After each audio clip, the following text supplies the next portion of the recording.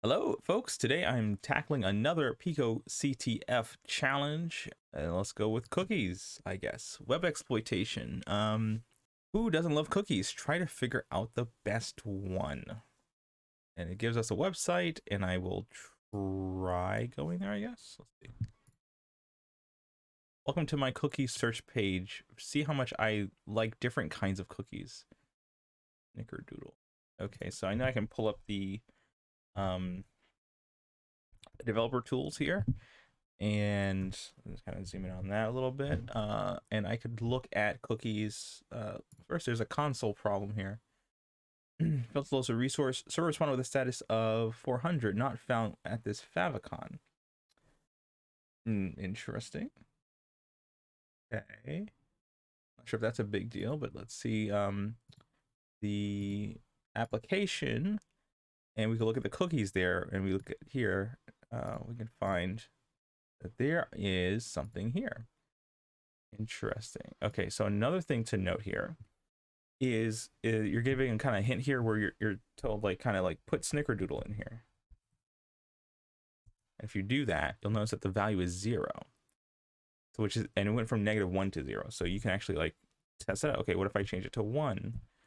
Then refresh the page, and now it's chocolate chip. And then you can say, what if I go to 2? And you'll notice that it actually changes the cookie. And so you keep doing that, and you just iterate until you find something that works. Like 99, let's see. Oh, that's not a valid cookie. So I went to 9. So, okay, so I'm going to do a little binary search then. So, like, let's go with 50. Does that work? No, too high. What about 25? Oh, 25 is okay. So I'm going to go to 30 then. Refresh. 30 is too high. Okay, so it's between 25 and 30. So let's go with 27. 27. I think it's too low, so let's go to 28. 29, I guess the answer must be 29. Like, no, too much. It's not 29. So it's something not below 25. 24? You're literally just like trying out different values for this. 23. Gingerbread, okay. 22.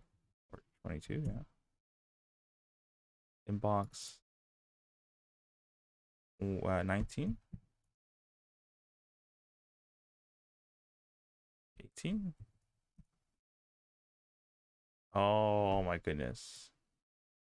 This gives you the freaking flag. Okay, that was not too bad. So okay, so the idea is, and this is how cookies work.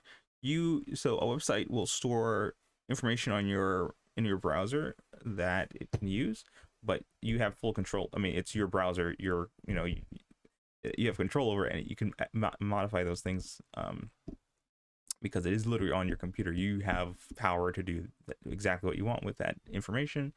They're effectively like barring data, the space on your computer. You have control over that, and so these cookies you can actually alter. And so if you mess with the values and refresh the page, those values are now used instead of what was assigned. That was an easy one for today. If this is the kind of content you enjoy, please make sure to like, subscribe, do all the good things, and I'll see you next time.